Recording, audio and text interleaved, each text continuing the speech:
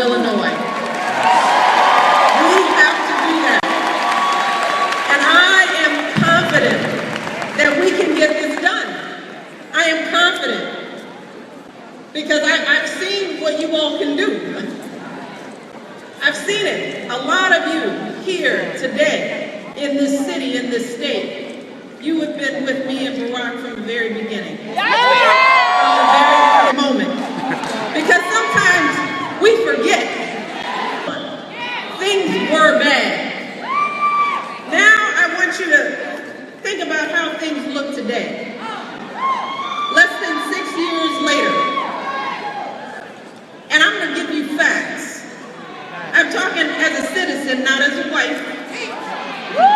By almost every economic measure, we are better off today than when Barack took office. That is a fact. The Affordable Care Act. Healthcare costs are growing at the slowest rate in nearly 50 years, and millions more Americans finally have health insurance. Now, I want you to also think about how different our country looks to children growing up today.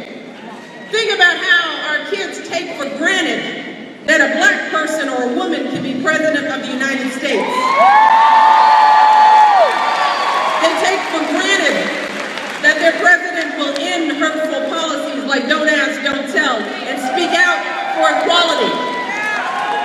So, while we still have a lot of work to do, we have truly made so much of that change we were talking about. But what I want you to remember is that Barack didn't do that all by himself, just sitting in the Oval Office. He did it with the help of outstanding leaders across this country. Leaders like Pat Quinn, who understand what's really going on in our lives. Leaders who will stand with Barack to create more jobs and build better. And if we want to finish what we started together, then we need to re-elect Pat Quinn as governor. We need to do that today. Now, we know this won't be easy. We know this won't be easy, but we know a little bit about not easy, don't we? Yeah. We know that there is too much money in politics. And special interests have way too much influence. But what I want you to understand is that they had plenty of money and influence back in 2008 and 2012, and we still won those elections. We still won. You want to know why we won? Because we showed up and we voted. It's as plain as that. Because at the end of the day, the folks running those special interest groups, the folks who poured millions of dollars into those elections, well, they each just have one vote. And so do each of us. And ultimately, the only thing that counts are those votes. That's what decides elections in the United States of America. That is still true.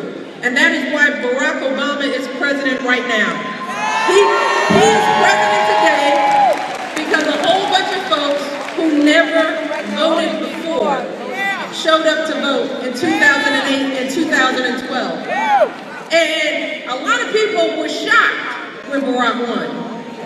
They were shocked because they were counting on folks like us to stay home.